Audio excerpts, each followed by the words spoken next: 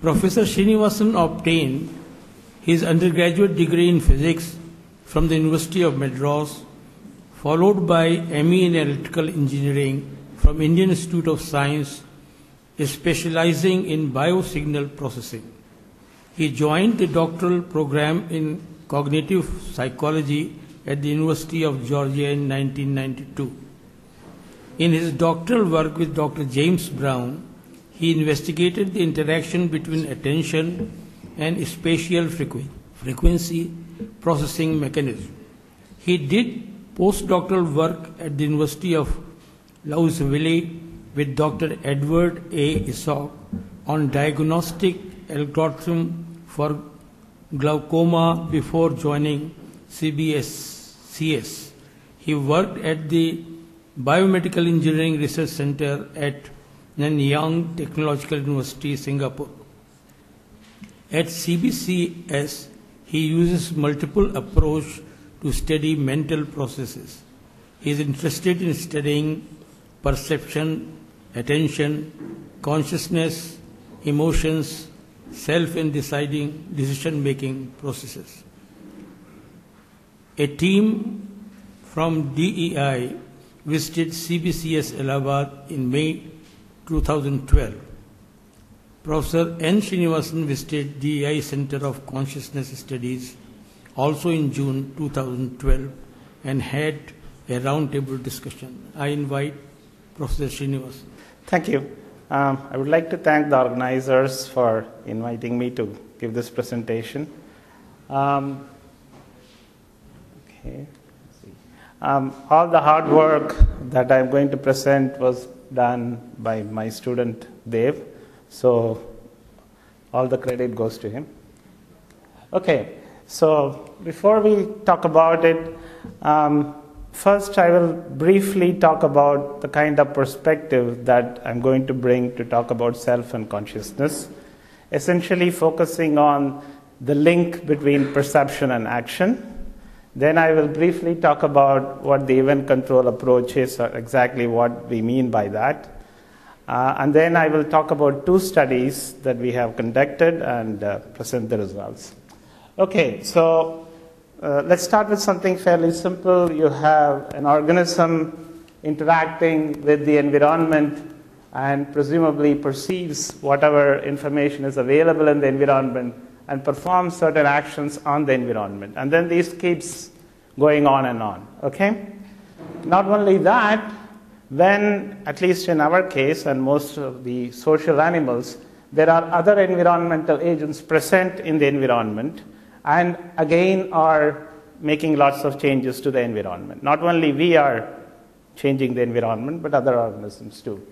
And of course, we perceive other environmental agents as well, okay, and what they do. So this keeps happening.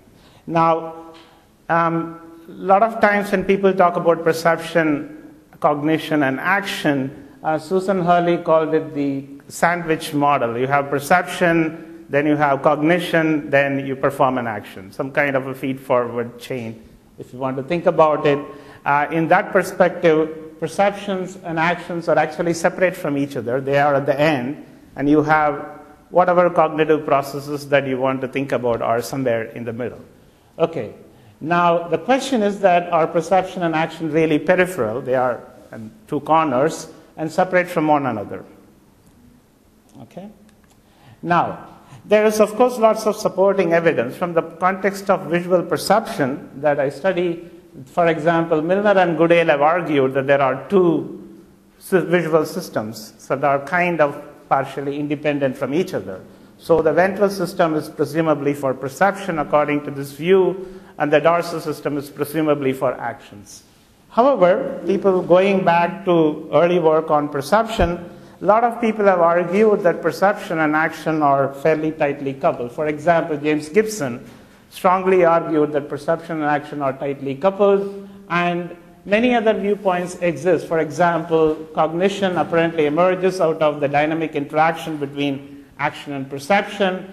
Bernard Hamel has proposed an event coding model in which perception and action share common resources. And Susan Hurley has talked about some kind of a two-level interdependence view.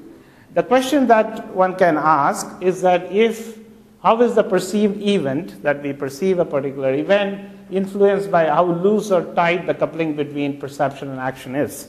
You can call this also binding. We will make. And you can ask other questions. For example, does an intention to perform an action actually influence what we see? So there is some evidence that it actually does.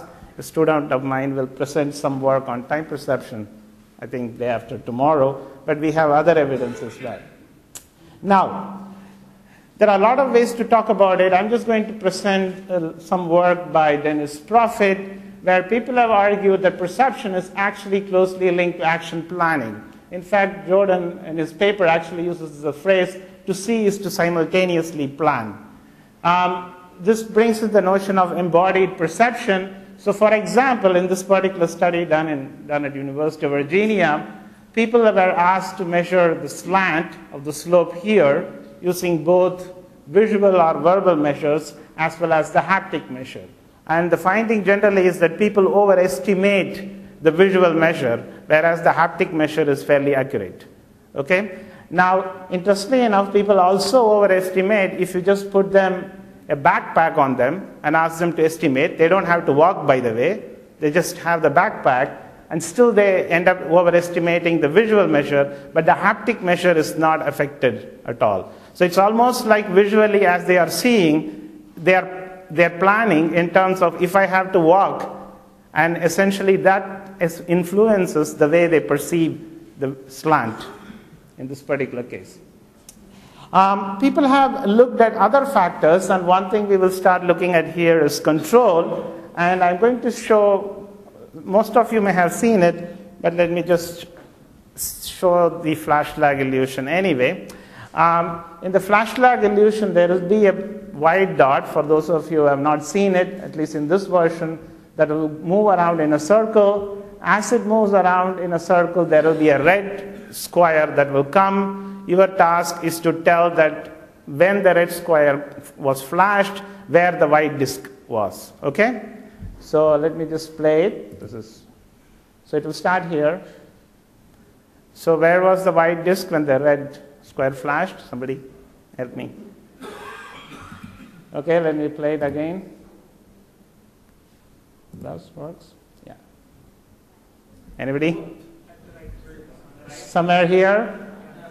Okay.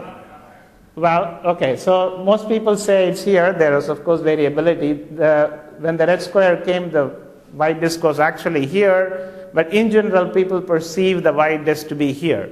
Even though they were presented simultaneously, there is a flash lag effect that the flash is perceived to be ahead of the moving flash, ahead of the red square.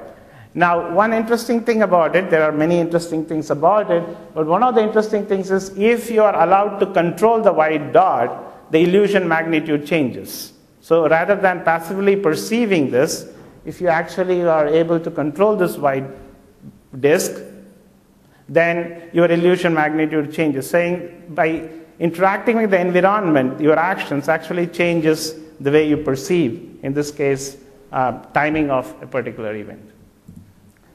Now, in a related manner, Dewey and colleagues, they actually used a virtual boat which participants actually controlled to go through some kind of troubled waters with some noisy environment, supposed to reach a goal point, and they were explicitly asked to judge how much control they had over the boat. The important point was that when the environment noise led participants closer to the goal, where they have to get, they actually reported greater control. Okay? So essentially, these kinds of findings bring us to the event control theory. One of the points is that we want to combine perception and action into just calling them events, or perception action events, or generally just events. The second point that we want to make is that events have hierarchical structure. So you have to think of a hierarchical control system, and I will just show you an example of it. So when you have a system, you have control operating at multiple levels, and then these levels change in terms of spatiotemporal distance. So for example, this is from Jordan. you can think of, for example, as three subsystems. Each of them have control operating at different levels. What distinguishes these things is that they are nested within each other, and one parameter that distinguishes them is the spatiotemporal proximity. So these effects are occurring at short time intervals or space as well. Whereas as you go in the hierarchy, up in the hierarchy, the way this is presented here, this spatiotemporal distance actually increases. Okay? Now, so the issue is that the degree of binding, if you have a perception and action and if you combine them, then it can be quantified by the amount of control exercised at that particular level. So if you have different levels, at each level there is a perception action events occurring, and the binding between them would, of course, be determined by the amount of control. So the control for each level of coupling based on differences in spatiotemporal distance obviously would also depend on control at other levels. So we will see one example of it. So this relationship is hierarchical, and the control you exercise at a particular level, say the higher level, would depend on control you achieve at the lower level. Now, if you're going to use control, or the kind of control a particular system can exercise, there are two kinds of things that is going to affect how it works. One, you're going to make prior predictions or intentions of the system. The system is going to make a prediction. Andy Clark has written a BBS paper arguing that brain is a prediction machine. You're going to make predictions which influences the action that you're going to perform to achieve a particular effect. Of course, post-event analysis of whatever the consequence of your action, you're going to perceive them as well, and this is going to keep happening over an extended period of time until typically you achieve a particular goal given the task. So in the hierarchy, the way it works, post-event perceptual information kind of travels bottom up, and prior predictions travel from top to bottom. Okay? And each level, the couplings, the lower level couplings are constrained by information provided at the higher level. This is not a really good picture of it. I have no idea how to represent it. But essentially, you have different controls, loops. You can think of, for example, a reflex is something that happens at a very low level, something that is spatiotemporally very proximal and happens immediately, whereas maybe long-term planning that you do probably would come somewhere here. The bottom of control information travel upwards. The top-down control provides constraints to the lower loops. And coming to the self would be characterized by the highest level in which control is actually achieved. So at a particular period of time, whatever level in which the control is achieved, that is, in some sense, the way you feel about yourself. Okay? Just to give a kind of intuitive example, here is a beginning pianist. Now, you may have stronger sense of self in terms of, if you ask him, you would describe in terms of the finger movements that he is doing. Or, for example, a beginning driver would think in terms of various actions proximally that they are performing, whereas an expert pianist would think in terms of the melody being played and identify with the melody being played, even though he may be performing the same movements or precisely. Okay, so the way in which you perform expertise essentially means that you are operating at a different level in this particular system. Now, the focus of the talk, of course, is not on all aspects of self. It's just on one particular aspect, which is sense of agency that many people have studied. And it's an important thing that as we perform actions, we have a feeling that we are the owners of the actions that we did something. And we want to analyze different aspects of sense of agency as a function of, one, the notion of hierarchical control, and in terms of how control would change or influence sense of agency. Okay? Let me just skip it. Now, to do this, of course, and to really talk about this issue, we need to have other agents, because as we perform actions in the environment, other agents are performing different, maybe similar actions in the environment. Maybe you are working as a team. So agents may share common perceptual actions events as well. They may share the same goals, may perform different events. So one thing is that we wanted to study it in the presence of other agents. So to do it, essentially, we came up with a particular experiment. You can think of it as a game. We hypothesized that people's sense of agency would depend on control, and not only in terms of if there are two levels of control, exactly what they achieve. This experiment was designed using MATLAB and the Psychophysics Toolbox. I will just show you the picture and probably make more sense rather than describing it. Essentially what you have is a bunch of color circles. A participant has to play a game, or in a particular trial, there is a blue, you can call it sheep, X, that is around. Then there are a bunch of wolves. Some are moving randomly. Of course, some are actually trying to catch the sheep. Okay? Your job as a participant, you have two tasks. One is you have to catch the sheep, number one. Number two, of course, you have to identify yourself. Let me explain to you what it means. What you have is a joystick in your hand, and you are trying to control the movement of one particular circle, and you have to report which circle that you were controlling, okay, through your joystick. So for example, this is moving, and well, this is just a demo. Well, 5 could be anything. If 5 actually catches, and if 5 is the one that you are controlling, you're supposed to report the label 5, okay? You may be accurate, you may be inaccurate. What will actually happen is that all of them, in the previous case, they were all colored differently for your benefit. Okay. Now, actually speaking, all of them are colored the same way with just a single label. So you do not know which wolf you are controlling. So the task is two things. One, you are supposed to catch the sheep, but you do not know which circle or wolf you are controlling. Okay. So simultaneously, you have to figure out which circle you are controlling and also catch the sheep. Is that clear? So the point here is that if you have to identify what kinds of processes are involved in terms of control, and the particular goal is there, of course, to catch the sheep in this particular case, but you have to figure out, in some sense, which one you are controlling, essentially by observing what is happening on the screen as a consequence of the actions that you perform. Okay.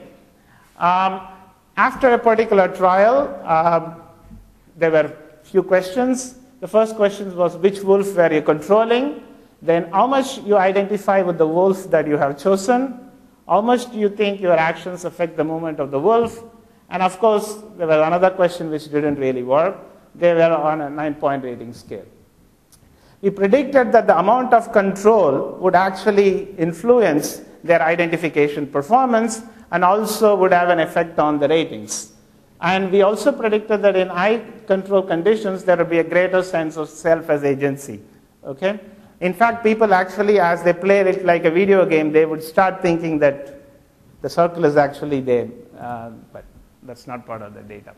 Okay, let me present the results here. What you see in this panel is control was manipulated in terms of amount of control they had over the joystick. Essentially, that is governed by one, what they actually do, plus the other part is governed by the computer, essentially. So in the 0% control condition, essentially the computer determines how all the circles move, even the circle in which you are supposed to be linked. And of course, in the full control condition, the circle moves exactly, with some noise, of course, is there, but exactly how you move. So two things to note here. The data is split into two in terms of one, the circle that you controlled actually managed to catch the sheep. So you achieved the goal that you wanted to achieve. So that are essentially the black bars. And the white bar indicates essentially when they did not catch the sheep, but still correctly identified which circle they control. Okay? So the question is, how does this identification performance change as a function of control? So if you look at it, when they caught the sheep, of course, if there is no control, things are very poor. but the amount of control actually did not matter. There was no effect at all, whether it was 1/4 or full. Whereas when they did not catch the sheep, the actual amount of joystick control did influence their identification performance. So when they achieved their goal, the top level goal of catching the sheep, the actual amount of control did not matter. As long as they had some control, that's fine. It's pretty much did not vary as a function of the joystick control. But when they did not achieve the goal, they moved to one level lower. Now the exact amount of joystick control actually influenced identification performance. If you look at the ratings, you have similar effects. The black bars, they are not significantly different. There is some more noise here, but the white bars are different. So there is a main effect of control when they don't catch the sheep, but there is only an effect in terms of none versus something, okay? Whereas the actual amount of control did not matter. So I think to summarize the results, when the trials in which they were not able to catch the sheep, both the percentage of correct identification and experience of agency in terms of their rating increased as the amount of control was increased. When they caught the sheep, even a small amount of control was sufficient, and the actual amount of control did not matter. And they had a greater sense of agency when they achieved the goal. So it suggests that there are two levels, at least in this particular experiment. One, they have a top level in which they're trying to catch, in this particular case, a sheep. Then you have another level in which you have perception action through the joystick control that they have, that experience they have. So when they don't achieve the goal, their ratings now depend on exactly the experience they had as they interacted with the joystick and the monitor in terms of how they moved, actually. Okay, so the study suggests that the agency depends on the amount of control and also increases with the amount of control. Now, one of the problems is that whether they caught the sheep or did not catch the sheep, we did not do anything. So it was up to them. So obviously, when the control levels were lower, they struggled to catch the sheep. When the control levels were high, because this was done post-hoc analysis in terms of whether they caught it or did not catch it. We did not manipulate it, okay? So to make it more balanced, we did another experiment where we had only one competitor wolf, which they did not know who that was, which was the purely controlled by the computer, and essentially had the same goal. So now there are only two, you and the computer. And essentially there were a greater chance of misidentification and a roughly equal chance of winning or not winning, okay? Although it's still not explicitly manipulated, we tried to get the balance right. And we wanted to see the pattern of misidentification, actually. What happens, in what cases they actually make a mistake and say that the actual circle that was controlled by the computer was actually controlled by them. So what we did was we manipulated, one, the congruency between the joystick movement and the movement of the user agent. We also changed the strength of the competitor wolf so that roughly we get this balance. The parts that are similar to the first experiment I'm not going to present. Here, all I have done is presented when they have actually made a mistake, when they have misidentified the circle controlled by the computer as controlled by them. Okay, so it's just actually pattern of errors in this case. So, excuse me. So they have misidentified as chaser. There is one chaser wolf, and there are a couple of non-chaser wolves just randomly floating around. So when they misidentified as chaser, that happened mostly when the computer actually achieved the goal. Actually, the circle that achieved the goal is actually controlled by the computer. When that happened, that is when they are actually saying that that is the one that I was controlling. Okay? Does it make sense? So their goal is actually achieved by another agent, but now they are claiming that it is actually they, or the circle was controlled by them. Okay? You get similar things in terms of ratings as well as in terms of control. Okay, going back to the next portion of the talk, Patrick Agard and colleagues have looked at the effects of intention or intentional actions on, in this particular case, time perception. So here is the basic paradigm. You have a clock, which is popularized by Benjamin Libet type study, where you have a clock, an arm is moving, and then you followed by a voluntary key press, and then there is a follow-up event that occurs. In this case, it was a tone, and then people were asked to estimate, essentially, the time between this. Okay, actually, they just need to indicate the time in the clock, and then the difference between the two is calculated. So what Agard showed was that when subjects performed an intentional action, then the time between the action and the resultant effect perception was shorter when it was perceived as a voluntary or an intentional action compared to when it was an involuntary movement or even stimulated. He also did a TMS study. Okay? So when it was an intentional event, that action that you performed and produced the effect that you desired, you perceived them to be closer in time. And he called it intentional binding. Okay? Because this is binding in terms of time between an action and a consequent perception. Now, people have looked at, looked at control and intentional binding, and they have used to measure intentional binding as some kind of an implicit measure of sense of agency. Of course, you can also ask an explicit question and a rating, and that would be an explicit measure of sense of agency or sense of authorship. Different people use slightly different terms. So what we wanted to do is to look at essentially using the similar kind of paradigm, but look at whether an implicit measure of sense of agency, which is essentially intentional binding in our case, a time perception estimate, an explicit rating, how would they depend on control that we could manipulate?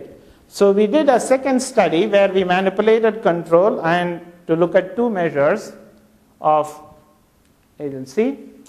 I will just quickly go. Essentially, what they have to do is to report interval duration between an action they perform and a perceptual event that will occur. They have to estimate the time. That's one task. Second task is just like before, they have to achieve a particular goal. I'll quickly show you. The question they asked was how much it felt that you control the event. This was a similar question used by Wegner and colleagues. This is, of course, the training part of the study.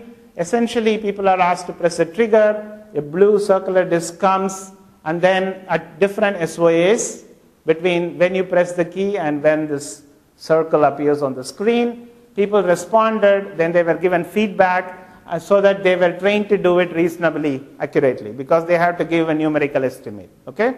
So this is first phase of the study. The second phase of the study essentially involves some kind of a shooting a target task. So essentially you have a red crosshair on a scene and people have control over the joystick.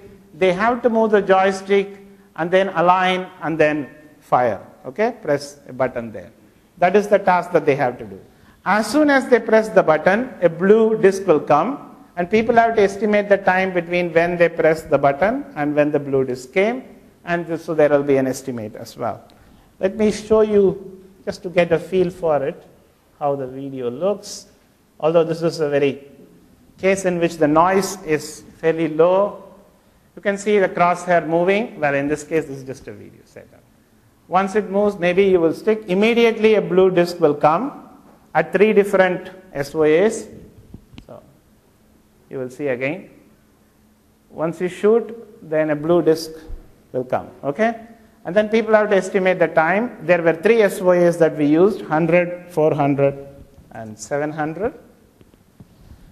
Okay, so let's look at the results. So we had 3 levels of control. The control here is joystick, but the noise essentially added by the computer is what is manipulated at 3 different levels. 0.2 means you have very little control over the joystick. One means you have perfect control over the joystick. So you have 3 levels of control. You have 3 SOAs, 100. The reason is that intentional binding has shown to be stronger at shorter, in these kinds of studies, at shorter SOAs. So we use 3 SOAs, 100, 400, and 700. The question is, how does it change as a function of control? And also whether they achieve the goal, in terms of whether when they shot it, they actually hit the target. Well, in the example that I showed, the target was hit, but it could fall on the side, especially under low control conditions. It's very difficult slightly more difficult to hit the target. Okay, when the goal was completed, that is when they actually managed to hit the target correctly, then the actual amount of control did not matter at all. Their time perception estimates did not vary as a function of control. Okay? It's pretty much no effect. When they did not achieve the goal, that is when the actual amount of control mattered. So you can see that the estimates are shorter when they had higher levels of control over the joystick. Okay? You can see that generally it's falling. Now, when you come to the explicit measure, we had a rating question. Now, it really did not matter in this particular case. In all the 3 cases, essentially, generally ratings went up, even when the goal was completed, or even when the goal was not completed. So the implicit measure in this particular case, yeah, it's done, did not change as a function of control when the goal was completed, but change as a function when the goal was not completed. But here it did not matter. There was a main effect of control for both cases. Okay? So let me finish it. So when, as I said, that now we have a difference between whether the goal was achieved or not, but that influenced 2 different measures of sense of agency. One, an implicit measure of time estimation between the action and the consequent perception. In other case, the rating, the effect changed. It was dependent on, whether the goal was achieved or whether, control was there or not. Okay, let me finish. We argue for talking about self, naturalizing self using the event control approach. Remember, we are not focusing on a particular moment in time at all. All these events that we are talking about are extended in time. Please keep that in mind.